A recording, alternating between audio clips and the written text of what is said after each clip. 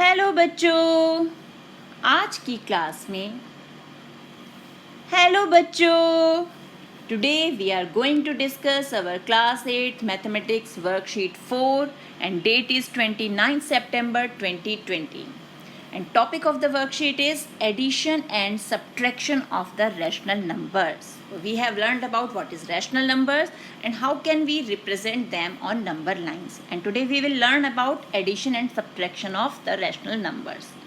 So we know that 8 can be write as 8 upon 1. Similarly 6 can be write as 6 upon 1 and 14 upon 1 and so on. 2 is equal to 2 upon 1. तो अब अगर हम add करते हैं 8 plus 6 we get 14 and if we add 8 upon 1 plus 6 upon 1 we get 14 upon 1 and 14 upon 1 हो या 14 हो, 1 is the same thing. Similarly 8 minus 6 is equal to 2 and 8 upon 1 minus 6 upon 1 is equal to 2 upon 1. Again 2 upon 1 and 2 is the same thing. तो अब हम क्या कह सकते हैं, if we have the same denominators then to add the rational numbers we can simply add or subtract their numerators. So if two and more rational numbers have same denominators then we add or subtract the numerators according to sign. अगर plus का sign है तो plus, minus है तो minus. अब इसी rule को use करते हुए हम क्वेश्चंस को सॉल्व करेंगे. तो देखते हैं आगे क्या है.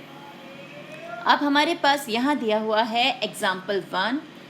Sheila gave 1/8 piece of cake and 2/8 piece of cake to her mother and father respectively on the occasion of his birthday. So, how much part of cake Sheila gave to her parents? अब ये है शीला का cake जिसमें 8 equal parts हैं. उसमें से 1 part जो है वो उसने अपनी मदर को दिया, यानी 1 out of 8, 1/8 एंड 2 पीसेस जो हैं वो दिए फादर को, यानी 2 out of 8 दैट इज 2/8. तो टोटल कितना केक उसने दे दिया, तो टोटल मीन्स हमें प्लस का साइन लगाना है.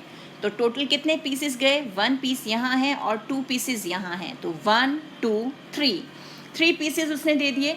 It means 3 pieces out of 8. तो टोटल इज 3/8 और वैसे भी डिनोमिनेटर इज 8 तो हमने डिनोमिनेटर ले लिया और सिंपली न्यूमरेटर्स को 1 + 2 ऐड करके आंसर आ गया हमारे पास 3. Next is how much part of cake did Sheela have. अब मम्मी पापा को केक देने के बाद शीला के पास कितना केक बचा.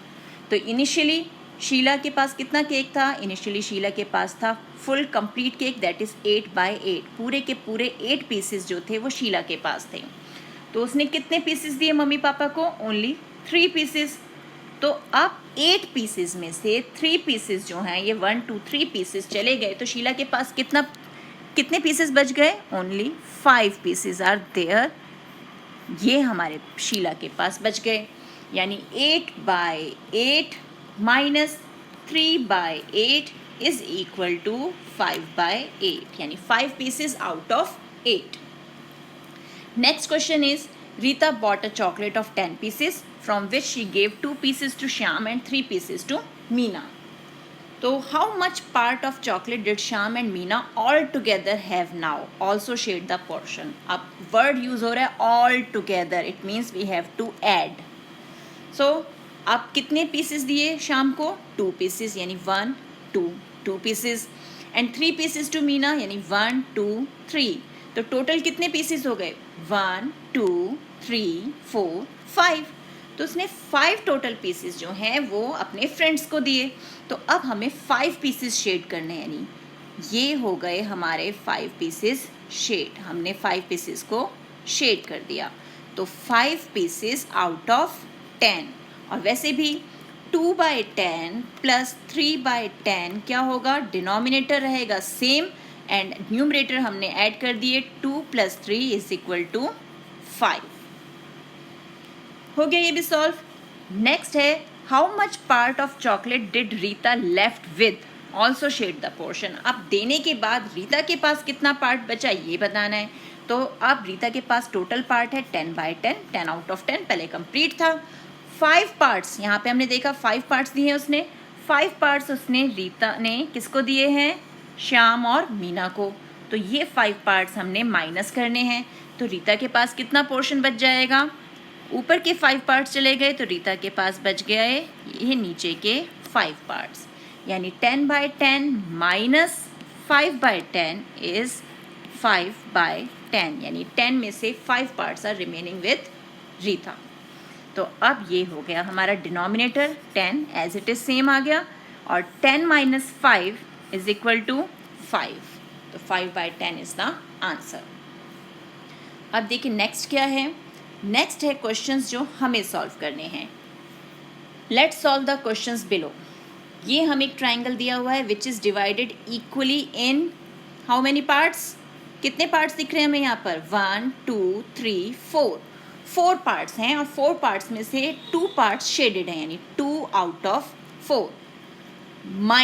माइनस करना है हमें, इसमें से एक पार्ट ले लेना है, यानी 1 आउट ऑफ 4। तो 2 पार्ट में से 1 पार्ट चला जाएगा, तो कितने पार्ट्स बचेंगे हमारे पास? वी हैव ओनली 1 पार्ट्स, तो फिर एक ही पार्ट हमारे पास रह जाएगा, यानी answer is 1/4। Next question is, ये रेक्टेंगल है हमारे पास जो कितने पार्ट्स में डिवाइडेड है? इक्वल पार्ट्स कितने हैं यहाँ पर? 1 2 3 4 5, और एक रेक्टेंगल और है which is also divide into 5 equal parts, 1 2 3 4 5। So here we have 4 out of 5, यानी 4 पोर्शंस जो हैं वो हमारे शेडेड हैं, and here we have 3/5, that is 3 portions are shaded, और इन्हें हमें करना है ऐड। तो 4 पार्ट्स यहाँ पे और 3 पार्ट्स यहाँ पे, तो टोटल कितने पार्ट्स शेडेड है हमारे पास? 7। So we have to shade 7 parts in these blank जो हमारे पास रेक्टेंगल्स हैं उसमें। तो 5 पार्ट्स तो ये शेड हो गए हमारे पास, अब बचे 2 पार्ट्स, तो 2 रेक्टेंगल्स जो 2 इक्वल पार्ट्स हैं वो हमने इसमें से ले लिए। तो हमारे पास टोटल कितने हो गए? 7 आउट ऑफ 5। अब 7/5 ये कैसे पॉसिबल है? ये देखो यहाँ पर कितने थे? 5 पार्ट्स थे, 5 के 5 हमने शेड कर दिए, और दूसरे रेक्टेंगल में 5 पार्ट्स हैं उसमें से हमने 2 शेड कर दिए। इन दोनों को ऐड करो, कितना आ जाएगा? 7/5 आ गया ना आंसर। और यहाँ भी 4/5 प्लस 3/5, 5 जो डिनोमिनेटर है वो सेम, और 4 + 3 इज इक्वल टू 7। हो गया सॉल्व। तो इसी टाइप के और क्वेश्चंस की प्रैक्टिस करनी है आपको अपनी NCERT बुक से। मिलते हैं एक और वीडियो में, तब तक keep practicing and enjoy maths.